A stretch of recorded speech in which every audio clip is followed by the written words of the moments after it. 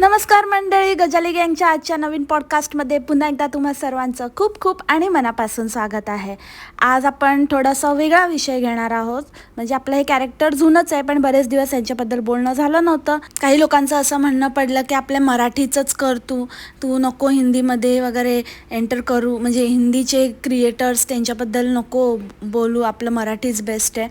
तर I know मला पण मराठीच करायला आवडतं, पण हे एक कॅरेक्टर आहे जे मी पहिल्यापासून करत आले आहे.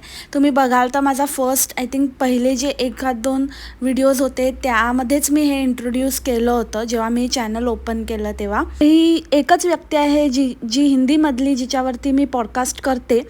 तर काही लोकांना माहिती आहे, काही लोक बघतात, पण मोस्टली लोक काही गिनेचुने हिंदी ॲक्टर्सचे व्हिडिओज बघतात. तर त्यातली ही एक आहे असंभावना सेठानी जी. ह्या मॅडमने एक आता हल्लीच प्रमोशन केलं, ते ऑइलवालं प्रमोशन, आणि त्यावरून त्यांना खूप बॅकलॅश सहन करावं लागलं. आणि ऑब्वियस आहे ते तसंच असलं पाहिजे. इवन मला वाटतं आपण पण जे हे आपले सो कॉल्ड सेलिब्रिटी आहेत मराठीमधले, उगाचच काही फालतूचे प्रमोशन्स करत असतात, त्यांना पण आपण असंच धडा शिकवला पाहिजे असं मला कुठेतरी वाटतं. कारण का प्रमोशन हे जेन्युइन असलं पाहिजे, तुम्ही स्वतः ते यूज केलेलं असलं पाहिजे, स्वतः त्याचा एक्सपिरियन्स घेतलेला असला पाहिजे. जस्ट बिकॉज तुम्हाला पैसे मिळत आहेत म्हणून तुम्ही काहीही प्रमोट कराल, that doesn't make any sense. तसंच काहीसं ह्यांच्या बाबतीत झालं. ते जे आदिवासी तेल आहे, त्या लोकांनी बऱ्याच अशा क्रिएटर्सना, बऱ्याच यूट्यूब इन्फ्लुएन्सर्सना रीच आऊट केलं आणि त्यांना ते प्रमोट करायला लावलं. तर बऱ्याच लोकांनी केलं आहे. ही मला वाटतं शेवटची असेल, किंवा म्हणजे खूप लेट होती ही, पण हिने पण ते घेतलं. जनरली ही अशा कुठल्या गोष्टी प्रमोट करत नाही, पण काय माहिती, आता म्हणतात ना, पैशाची चटक वाईट असते. म्हणजे कितीही मिळालं तरी ते कमीच असतं. आपल्याला माहिती असतं की आपला अंत कुठे आहे, म्हणजे आपल्याला माहिती असतं की आपण गरिबी म्हणजे काय, पण आपल्याला हे माहिती नसतं की पैसा मिळत गेला तर पैशाचा मिळण्याचा अंत कुठे आहे. आपल्याला मिळतच जातो, आपली हाव ही वाढतच जाते. आपल्याला असं वाटतं की अजून हे कमी आहे, अजून आपल्याला मिळवायला पाहिजे, अजून हे मिळते तर का नाही, ह्याच्यातनं एकसाथ एवढे पैसे मिळत आहेत तर का नाही. तर अशा गोष्टी करत माणूस अनेक गोष्टी त्यातनं करायला लागतो. तर तसंच काहीसं ह्यांचं झालं आहे. आता त्याचंच उदाहरण द्यायचं झालं, सोप्या शब्दात समजवायचं झालं तर कितीतरी वेल सेटल्ड ॲक्ट्रेसेस हे यूट्यूबवरती आहेत, डिरेक्टर्स, त्याच्यानंतर कोरिओग्राफर्स हे यूट्यूबवरती आहेत. आणि ते सुद्धा असं नाही की त्यांचं आता कोरिओग्राफर, फॉर एक्झाम्पल आपण आता फराह खानचं उदाहरण घेऊया. जर फराह खान आता यूट्यूबवरती आलेली आहे, तर त्यांनी जर डान्स ट्युटोरियल किंवा असं त्यांचं प्रोफाईल होतं त्यांच्याशी धरून जर काही केलं तर गोष्ट वेगळी आहे. But they don't do that. ते तसं नाही करत. ते काहीतरी वेगळंच, डेली व्लॉगिंग नाहीतर रेसिपी चॅनल वगैरे असं काहीतरी उघडतात, जेणेकरून व्ह्युअर्स त्यांच्याकडे अट्रॅक्ट होतील. आता जर त्यांनी कुठले डान्स ट्युटोरियल वगैरे द्यायला सुरू केलं तर त्याच्यामध्ये लोकांना फारसा इंटरेस्ट नसेल, पण नक्कीच त्यांची प्रायव्हेट लाईफ बघण्यात असेल. आणि आता सध्या कसं आहे की आपलं जसं वय होत जातं, फिल्म इंडस्ट्रीमध्ये म्हणा किंवा कुठेही, एक रिटायरमेंटची वेळ येते, आपल्याला फार काम मिळणं बंद होऊन जातं. तर त्यावेळेला ह्या लोकांनी हा उपाय काढलेला आहे. हे लोक सगळे यूट्यूबकडे वळतात आणि मग हळूहळू आपलं फिल्म इंडस्ट्रीमधनं अंग काढून घेतात. तर ॲक्च्युली ह्या लोकांनी इतका पैसा कमवलेला आहे ओव्हर द इयर्स, त्यांना गरजच नाही आहे, पण तरीही हे लोक करतात. कारण का पैसा आते रहना चाहिए, आन दो. जर मिळत असेल असं काहीतरी करून, एखाद दुसरा व्लॉग टाकून जर तुम्हाला लाखो मिलियन्समध्ये व्ह्यूज मिळत असतील आणि त्याच्यावर तुम्ही लाखो कमवत असाल, तर मग वाय नॉट, का नाही. तर तसं झालेलं आहे. आणि आता हे सगळं मी का समजवते ते मी तुम्हाला हळूहळू पुढे उलगडत जाईन. ॲक्च्युली ह्या असंभावना ताईंनी एक इंटरव्ह्यू दिला होता. त्या इंटरव्ह्यूमध्ये ह्यांनी बऱ्याच लोकांना नावं ठेवले की त्यांना ॲटिट्यूड आला आहे, ते असेच वागतात, ते तसेच वागतात. अहो ताई, तुम्हाला खरंच त्यांच्याशी काही प्रॉब्लेम आहे, त्यांच्या ॲटिट्यूडशी काही प्रॉब्लेम आहे, की तुम्ही तिथपर्यंत नाही पोचू शकलात विथ युअर सेलिब्रिटी स्टेटस, ह्याच्याशी प्रॉब्लेम आहे.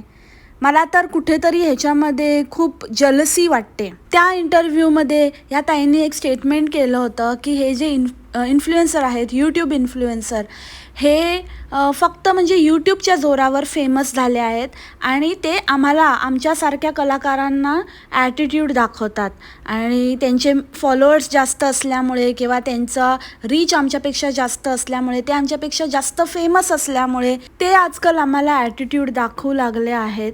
पण आम्ही काही नसलो तरी पण थोडंफार नाव कमावलेलं आहे इंडस्ट्रीमध्ये. आम्ही या इंडस्ट्रीची माणसं आहोत, तर त्यांनी हे नेहमी लक्षात ठेवलं पाहिजे. तर ह्याच्यावरूनच मला थोडंसं तुमच्याशी बोलायचं आहे मंडळी.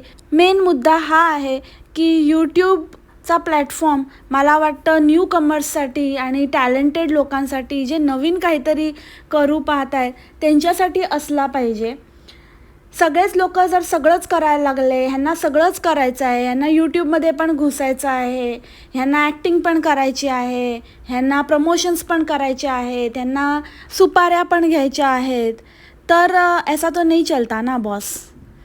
म्हणजे काहीतरी जे पण ते आहेत आज, जे रिअल इन्फ्लुएन्सर किंवा ज्यांची ओळखच यूट्यूबपासनं झाली आहे, तुमच्यासारखी नाही की फिल्ममध्ये आधी काम केलं आणि काहीतरी कॉन्ट्रोवर्सी वगैरे क्रिएट केली, बिग बॉसमध्ये वगैरे आलं आहे, म्हणजे एक ॲक्टर आहे आणि तो किंवा ती नंतर यूट्यूबर बनली आहे फ्लॉप झाल्यानंतर, असं नाही आहे. काही लोक स्वतः फ्रॉम द स्क्रॅच ते यूट्यूबर म्हणूनच त्यांची ओळख झाली आणि ते त्याच ह्याच्यामध्ये पुढे आले. आणि जर त्यांनी नाव कमावलं तर मला अजिबात असं वाटत नाही की जर त्यांना थोडा ॲटिट्यूड असेल आणि ते तुम्हाला थोडं कमी लेखत असतील तर त्याच्यात काही वावगं आहे. कारण तुम्ही त्यांच्या जे टेरिटरी म्हणू शकतो आपण, जो त्यांचा झोन आहे त्याच्यामध्ये तुम्ही घुसला आहात. तुम्ही त्यांचं फालतूमध्ये कॉम्पिटिशन वाढवलं आहे. तुम्ही तुमचा ऑलरेडी गॅदर केलेला फॅन बेस घेऊन त्यांच्या ह्याच्यात घुसला आहात आणि तरीही तुम्ही मागे आहात त्यांच्यापेक्षा. ही डेफिनेटली त्या क्रिएटरसाठी खूप मोठी गोष्ट आहे आणि त्याचा अभिमान त्याने बाळगलाच पाहिजे. ह्या गोष्टी अशा व्यक्तीने तरी बोलू नयेत जी रस्त्यावर फिरताना फुकटचा ॲटिट्यूड दाखवते. हिला कोणीही विचारत नाही. हार्डली कधीतरी कोणत्या तरी पानवाल्याने, टपरीवाल्याने, नाहीतर मग कोणत्या तरी भोजपुरी भैयाने विचारलं, रिक्षावाल्याने, टॅक्सीवाल्याने तर विचारलं, पण तेव्हा पण ही इतका ॲटिट्यूड दाखवते, त्यांची खिल्ली उडवते. तर कुठे ना कुठे तरी आपण जे करतो, आपण जसं दुसऱ्यांना ट्रीट करतो तसंच आपल्याला ट्रीटमेंट मिळते. तुमच्यावर पण कोण ना कोणीतरी बसलेला असतो. जसं तुम्ही कोणाच्या तरी वर समजता स्वतःला आणि तुम्ही तुमच्या खालच्या लोकांना सप्रेस करता, तसंच तुम्हाला पण करणारा कोण ना कोणीतरी असतोच. तुम्हाला आरसा दाखवणारा कोणी ना कोणी व्यक्ती असतोच.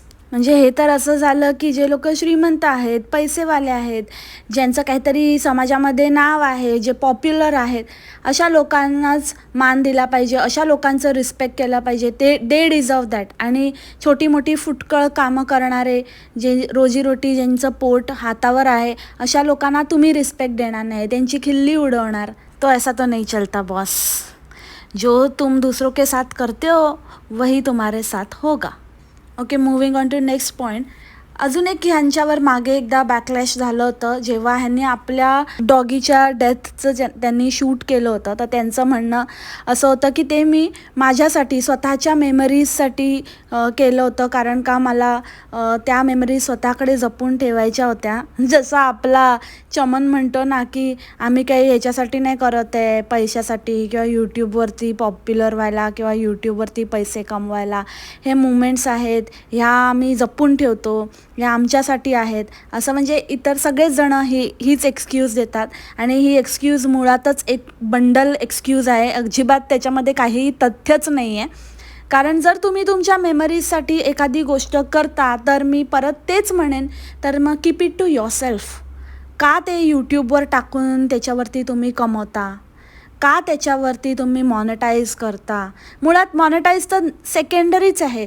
मुळात तुम्ही ती गोष्ट जी तुमच्यासाठी आहे, जे तुम्ही स्वतःसाठी साचवताय, स्वतःच्या मेमरीजसाठी कलेक्शन करताय ज्या गोष्टीचं, तर ती गोष्ट यूट्यूबवरती टाकण्याचा काही अर्थच नाही आहे. सेम ह्या बाईने तेच केलं होतं तिच्या आईवडिलांसोबत. जेव्हा ते अत्यंत आजारी होते, तिची आई तर कितीतरी वर्ष आजारी होती. प्रत्येक वेळेला तिला शूट करायची. थोडंफार प्रमाणात का होईना ती शूट करायची, जे की ते फक्त ती तोंडाने पण सांगू शकत होती, की म्हणजे अपडेट देऊ शकत होती आईची हेल्थ अपडेट. पण नाही, ती आईला दाखवायची जेव्हा जेव्हा ती तिथे जायची. तर ते अत्यंत चुकीचं होतं. मला तेव्हाही असं वाटायचं की तिच्या आईला ते कन्वे करता येत नाही आहे किंवा तिला ते बोलता येत नाही आहे. तिच्या मजबुरीचा फायदा ही बाई उचलते. कारण ती रडत असायची आणि ही असं दाखवायची की का रडते, का रडते, तुझं काय प्रॉब्लेम आहे, तुला काय त्रास होतो आहे, किंवा मला बघून रडते का किंवा काय. पण ॲक्च्युली तिची आई, मला कुठे ना कुठेतरी असं वाटतं की तिची हतबलता तिला जगासमोर नव्हती आणायची. तिला कोणत्याही व्यक्तीला आपण हतबल झालेलो किंवा आपल्याकडनं काही होत नाही आहे, एखादी व्यक्ती जिचं समाजामध्ये कधीतरी एक स्थान होतं, ज्या व्यक्तीला आपण चालतं फिरतं बघितलेलं आहे, सगळी कामं स्वतः करताना पाहिलेलं आहे, एखादी स्ट्रॉंग व्यक्ती, त्या व्यक्तीला असं दुसऱ्यांवरती निर्भर झाल्यानंतर असं आपलं रूप कॅमेरावर दाखवणं हे कुठेतरी नक्कीच खटकेल. तसंच सेम तिच्या आईला बहुतेक तेव्हा वाटायचं आणि ती खूप हेल्पलेस फील करायची. पण ह्या निर्लज्ज बाईला एवढा पण सेन्स नव्हता की तिला दाखवू नये, आणि हे अत्यंत वाईट कृत्य होतं. आता त्याचं जस्टिफिकेशन देण्यात आणि काही बोलण्यात आता काही अर्थच उरलेला नाही आहे, कारण का तिचे आईवडील दोघेही आता ह्या जगात नाही आहेत. वडिलांच्या वेळेला पण तिने जे तमाशे केले आणि हॉस्पिटलला काही बदनाम केलं आणि हॉस्पिटलवरती ॲलिगेशन्स लावले, त्याचं पुढे काय झालं? काहीच नाही झालं. फक्त हंगामा करायचा, कुठल्याही गोष्टीला धरून काही कॉन्ट्रोवर्सी क्रिएट करायची, ही या बाईची जुनी खोड आहे. बहुतेक त्याचसाठी तिने ते साप पार्टी जॉईन केली होती. ते एक रिझन असू शकतं, कारण साप पार्टीची मेंबर झाल्यानंतर मग थोडा काहीतरी दबदबा निर्माण होईल आणि मग तिथे प्रेशराईज करून त्या हॉस्पिटलवर कारवाई करू शकते असं तिला कुठेतरी वाटलं असेल. पण तिला तिथेही कोणी भीक घातली नाही, फक्त त्यांनी स्वतःचा उपयोग करून घेतला. म्हणजे या बाईचे तारे ना इतके गर्दिशमध्ये आहेत, आणि ही जे काही करायला जाते मूर्ख बाई, हे तिच्यावरच उलटतं. हिला असं वाटतं आपणच हुशार, बाकी सगळ्यांना काही अक्कलच नाही. अरे बाबा, तुझ्यापेक्षा खूप चांडाळ आणि चाणाक्ष लोक बसलेले आहेत. चालली होती सापचा फायदा उचलायला. ते लोक बाबा राजकीय आहेत, राजकीय क्षेत्रात आहेत, ते तुला कधी उचलून असं वापरतील आणि फेकतील ना, तुला कळणार पण नाही. तरी नशीब समज की तुला काहीच काम पण नाही करायला आलं, तुझा काहीच उपयोग पण नाही त्यांनी करून घेतला, आलीस आणि गेलीस. इतकी युजलेस आहेस तू. तुला ते लोक पण युजलेसच समजत होते, त्याच्यामुळे त्यांनी तुला पण काहीच रोल नाही दिला. आणि आता काय कारण सांगते की मला त्यांच्या प्रमुखला भेटायचं होतं, साप प्रमुखांना भेटायचं होतं, आणि त्यांना पण इतके दिवसात कधीच भेटवलं नाही. तर मग काय फायदा मी मेंबर असल्याचा, म्हणून मग मी सोडलं. पण खरं सत्य हे आहे की तुझं एकतर काम होत नव्हतं, वरून तुझं यूट्यूबचं व्ह्यूअरशिप कमी झाली होती, कारण असं पॉलिटिकली लोक आजकाल खूप सेन्सिटिव्ह झाले आहेत पॉलिटिकल इश्यूमध्ये. त्यामुळे लोकांनी सपोर्ट आपला काढून घेतला. जसं हिने पॉलिटिकल एंट्री घेतली तर लोकांना आवडलं नाही ती गोष्ट, आणि त्यांनी मग हिला सपोर्ट करणं बंद केलं. हिचे व्ह्यूज पडले, हिचं सबस्क्रिप्शन वाढत नव्हतं, सबस्क्रायबर्स जैसे थे होते, हे सगळं तिच्यावर उलटलं. आणि यूट्यूब हाच एक मेन इन्कम सोर्स असल्यामुळे तिला यूट्यूबला चूज करावं लागलं ओव्हर दॅट पॉलिटिकल कनेक्शन. कारण पॉलिटिक्समधनं तर काहीच मिळत नव्हतं, तिथे काम करावं लागतं, घासावे लागते आपली स्वतःची, बऱ्याचशा गोष्टी असतात. तर ते तर या ताईंकडनं होण्यासारखं नव्हतं. इंडस्ट्रीमध्ये कोणीही विचारत नाही. आता तर त्यांनी स्वतःच कबूल केलं आहे की मला इंडस्ट्रीमध्ये म्हातारी समजतात, जबकि मी म्हातारी नाही हूँ. पण तू आहेस ग बाई, स्वतःला काय एकदम तरणी समजतेस. यूट्यूब पण तसं बघायला गेलं तर हिचं स्वतःचं जर एकटीने चॅनल रन करायचं म्हटलं तर ते पण बिग फ्लॉप शोच आहे.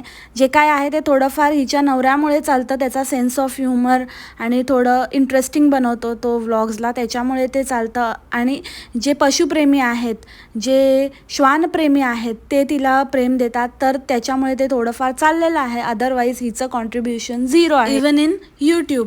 तर तेच तर मेन आहे. आता त्याच्यावर तर सगळी भिस्त आहे. आता 6 बेडरूमचा एवढा फ्लॅट वगैरे घेतला आहे तो कशाच्या जीवावर? दुसरी तर काही कामधंदे काही नाहीच आहे, हेच जीवावर घेतलं आहे. तर त्याच्यामुळे यूट्यूब तो चलता रहना चाहिए. त्याच्यामुळे मग यूट्यूबला वाचवण्यासाठी त्यांनी पॉलिटिकल करिअरला, जे करिअर कधी नव्हतंच, त्याला रामराम ठोकला. आणि आता ताई उगाचच इकडे तिकडे मोठ्या मोठ्या बाता करत फिरत आहे. बडी बडी बाते और भीक मांग के खाते. आता ह्यांची संगत काय आहे ते तर आता वेगळं सांगायला नको. ते तर आपण बघितलंच आहे की हे कोणत्या संगतीत राहतात, त्यांचे फ्रेंड्स आणि कोण आहेत. तर त्याचप्रमाणे ताईंनी परत एक वादग्रस्त मुद्दा उचललेला आहे. या ताईंना उगाचच वादात पडायची जाम खुजली आहे. तर ताईंनी सांगितलं की त्या त्या फरमान मलिकला सपोर्ट करतात आणि त्याच्याबद्दल त्यांना रिस्पेक्ट आहे. तो ह्युमन बिईंग म्हणून चांगला आहे, बाकी काहीही असू दे, पण तो त्यांना रिस्पेक्ट देतो ताईंना, जे कोणी देत नाही ह्यांना. म्हणून फक्त तो देतो म्हणून तो चांगला आहे, असं ताईंचं म्हणणं आहे. तर ताई, मी एकच गोष्ट म्हणेन की नको तिथे सपोर्ट दाखवायला जाऊ नका. लक्षात ठेवा, तुम्ही पण वयाने मोठ्या आहात. जरी तुम्ही स्वतःला लहान समजत असाल तरीही तुम्ही तुमच्या नवऱ्यापेक्षा मोठ्या आहात. आणि ते काही म्हणजे काळाला आपण थांबवू शकत नाही. काळानुसार आपलं वय वाढतच जातं. देव न करो तुमच्या आयुष्यात अशी परिस्थिती येऊ. तर हाच विचार करा, जर तुमच्या आयुष्यात असं काही घडलं, एखादी दुसरी व्यक्ती तुमच्या नवऱ्याच्या आयुष्यात आली, तर तुम्ही हेच ब्रीदवाक्य ठेवाल किंवा हेच तुमचं म्हणणं असेल का? हाच तुमचा स्टँड असेल का जो आता तुम्ही घेतला आहे? तुम्ही म्हणताय की ते त्याच्या पर्सनल आयुष्यात कसंही असू दे, त्या गोष्टीचं मी समर्थन करत नाही, पण तो माणूस म्हणून चांगला आहे, तो व्यक्ती म्हणून चांगला आहे आणि म्हणून मला ते तिघंही आवडतात, तो आणि त्याच्या 2 बायका. जर हेच तुमच्या बाबतीत घडलं तर तुम्ही सेम स्टेटमेंट ठेवाल का की माझा नवरा तर व्यक्ती म्हणून चांगला आहे, माझ्या नवऱ्याने मला इतकी वर्ष रिस्पेक्ट केलं, त्याने माझा चांगला सांभाळ केला, आम्ही छान चांगले दिवस घालवले, एकमेकांबरोबर व्यतीत केले. पण आता जर ती एखादी गोष्ट अशी करत असेल, असं पाऊल उचलत असेल, दुसऱ्या कोणाच्या तरी प्रेमात वगैरे पडला असेल, तर मी त्याचा पण रिस्पेक्ट करते. ते चुकली असेल, मी त्याचं समर्थन करत नाही, पण एक व्यक्ती म्हणून मी त्याचा आदर करते, हे तुम्ही स्वतःच्या बाबतीत बोलून घ्याल का? हा प्रश्न एकदा स्वतःला विचारून बघा. आणि ह्याच्या उत्तरातच तुमचं जे काही एक्सप्लेनेशन आहे, जे तुम्ही देत आहात, ते किती फालतू आहे, किती थर्ड क्लास आहे, त्याला काहीही अर्थ नाही आहे, हे तुम्हाला कळून चुकेल. आता येऊया आपण ह्या इंटरव्ह्यूमधल्या सगळ्यात शेवटच्या आणि महत्त्वाच्या मुद्द्यावर, मातृत्व. आता हा अगेन खूप सेन्सिटिव्ह इश्यू आहे, पण मला असं वाटतं ह्या बाईला कधी आई बनण्याची इच्छाच नव्हती. तिने जे काही तिचं मातृत्व आहे, जे काही प्रेम वगैरे आहे, ते आपल्या डॉग्सना समर्पित केलेलं आहे. त्यामुळे ती त्याच्यातच सॅटिस्फाईड आहे. पण अशा वेळेला तिने आपल्या सासू सासऱ्यांचा, आपल्या नवऱ्याचा थोडा तरी विचार करायला पाहिजे होता. अडॉप्शन ती करूच शकली असती. अशा लोकांनी, ज्यांना देवाने एवढं भरभरून दिलं आहे, जे इतरांसाठी काही करू शकतात, तर अशा व्यक्ती का नाही अडॉप्शनसारख्या गोष्टी करत, असं मला नेहमी वाटतं. जर त्यांना मूल नॅचरली होत नसेल तर कदाचित तोच एक सिग्नल असेल की तुम्ही अडॉप्ट करा आणि काहीतरी भलं काम करा. तुमच्याच्याने एखादं पुण्यकर्म देव घडवून आणून पाहत असेल, पण हे लोक नाही ह्या गोष्टी करत. आणि आता ही बाई म्हणते की आता खूप लेट आहे आणि ही आता जे काही आपलं इंडियन लॉ आहे त्याला नावं ठेवते आहे की इतके हे आहेत, त्यांचे कायदेच असे आहेत, तसे आहेत, आता किती वेळ जाईल, तोपर्यंत माझ्या हातात काठी येईल वगैरे. अगं बाई, तुझं कन्व्हिनियंटली असं कसं गं? आत्ताच तर तू म्हणालीस की मी एकदम जवान आहे, मला उगाचच म्हातारी समजतात, पण मी म्हातारी नाही आहे. आणि जेव्हा मूल होण्याचा विषय येतो किंवा अडॉप्शनचा विषय येतो तेव्हा तू एकदम उलटं बोलतेस की मी तर म्हातारी होऊन जाईन, आत्ताच माझं वय इतकं आहे आणि अजून किती वर्ष लागतील त्या गोष्टीला.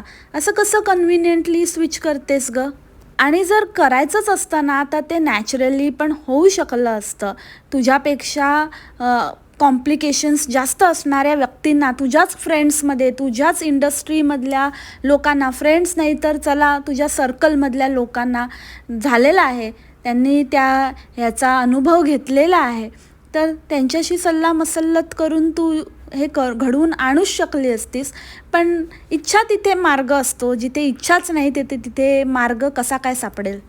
मला हिच्या सासू-सासऱ्यांसाठी आणि नवऱ्यासाठी अत्यंत वाईट वाटतं की त्यांची पिढी इथेच संपुष्टात येईल. त्या मुलाचं तर बस्तान बसवलं या बाईने, म्हणजे तिच्या नवऱ्याचं. कारण तो एकदमच न्यूकमर आणि स्ट्रगलर पण नाही, एकदमच बेसिक होता. तुम्ही पाहिलंच असेल तर तुम्ही बघत असाल रेग्युलरली आणि तुम्हाला त्यांचं माहिती असेल बॅकग्राऊंड, तर तुम्हाला माहितीच आहे की तो कसा होता, काय होता. तर त्याला मुंबईत हिने आणलं, नावारूपाला हिने आणलं, त्याचं बस्तान बसवून दिलं. तर ते तर तुम्हाला मिळालं, पण त्या बदल्यात तुम्हाला खूप मोठं सॅक्रिफाईस करावं लागतं आहे आणि ते सॅक्रिफाईस बियॉन्ड रिपेअर आहे. म्हणजे त्याची भरपाई होऊच नाही शकत असं ते सॅक्रिफाईस आहे. देव करो हिला सद्बुद्धी मिळो आणि तुमचं वारसा हक्क चालवणारं किंवा तुमची पिढी पुढे घेऊन जाणारं कोणीतरी ह्युमन बीइंग तुमच्या आयुष्यात येवो, हीच मी ईश्वराचरणी प्रार्थना करते. आणि ह्याच नोटवर आजचं पॉडकास्ट इथेच संपवते. आणि मला असे काही कॉमेंट्स आले होते की तू कशाला तिच्यावरती बोलते आणि तिला काय समजणार पण आहे का, उगाचच कशाला बोलायचं जर तिला काही समजणारच नाही आहे, कशाला आपला वेळ वाया घालवते. तर एक गोष्ट इथं मी हे तिला समजणं न समजणं ही तर दूरचीच गोष्ट आहे, त्याच्याशी मला काही घेणं देणं नाही आहे. हे तर मी माझ्या मंडळींशी डिस्कस करते. आणि राहिली गोष्ट तिला समजण्याची, तर सगळं काही बरोबर समजतं. ज्या गोष्टी समजून घ्यायच्या असतात ना त्या बरोबर समजल्या जातात. आणि महाराष्ट्रात राहते ना ती, मुंबईमध्ये राहते ना, मुंबईमध्ये कमवते, मुंबईमध्ये खाते ना, तर मग तिला मराठी समजलीच पाहिजे. जर नाही समजत तर इट्स हर लॉस. सो चला तर मग मंडळी, आजचं पॉडकास्ट इथेच थांबवते. आय होप तुम्हाला आवडलं असेल. भेटूया आपल्या नवीन पॉडकास्टमध्ये नवीन विषयासोबत. थर्सडेला पॉसिबली ट्राय करेन, मी खूप ट्राय करेन थर्सडेला आणण्याचा आणि आपल्याच फेवरेट कुठल्या तरी टॉपिकवर. कळबळकर मैना की देशपांडे सिस्टर्स, ते तुम्ही मला सांगा कॉमेंटमध्ये की कोणावर तुम्हाला नेक्स्ट पॉडकास्ट आवडेल. तर भेटूया आपल्या नवीन पॉडकास्टमध्ये. तोपर्यंत खा प्या, मस्त राहा, स्वस्थ राहा. Take care, bye, मासलामा.